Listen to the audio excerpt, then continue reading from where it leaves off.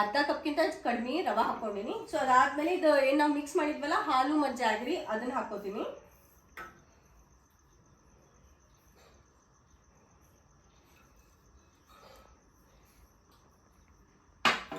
ಅದಾದ್ಮೇಲೆ ಮೊಸರು ಹಾಕೊಳ್ಳೋಣ ಅರ್ಧ ಕಪ್ಪು.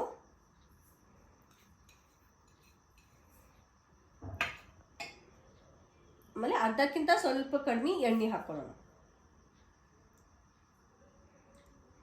ಇದಕ್ಕೆ ನಿಮಗೆ ವೆನಿಲಾ ಎಸೆನ್ಸ್ ಇದ್ರೆ ಅದನ್ನ ಹಾಕೋಬಹುದು, ಇಲ್ಲಾಂದ್ರೆ ಜಾಜಿಕಾಯಿ ಅಂತ ಸಿಗ್ತದಲ್ಲ, ನಮ್ಮ ಕಡೆ ಜಾಜಿಕಾಯಿ ಅಂತಾರೆ. ಸೊ ಅದನ್ನ ನಾವು ತುರಿದು ಹಾಕೋಬಹುದು.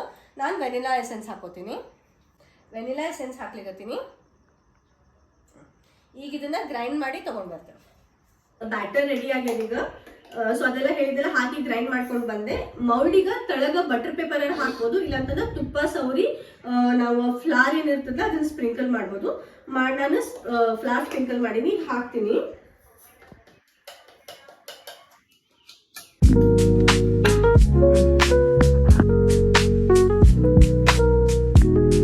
ಸೊ ಪಿಜ್ಜಾಗ ಬೇಸ್ ತಗೊಂಡ್ ಬಂದಿಲ್ಲ, ಬಿಕಾಸ್ ಎಲ್ಲಿ ಹೆಂಗ್ ಮಾಡಿರ್ತಾರ ಗೊತ್ತಿಲ್ಲ. ಸೊ ಮನೇಲೆ ಪ್ರಿಪೇರ್ ಮಾಡ್ಲಿಕ್ಕತ್ತೀವಿ.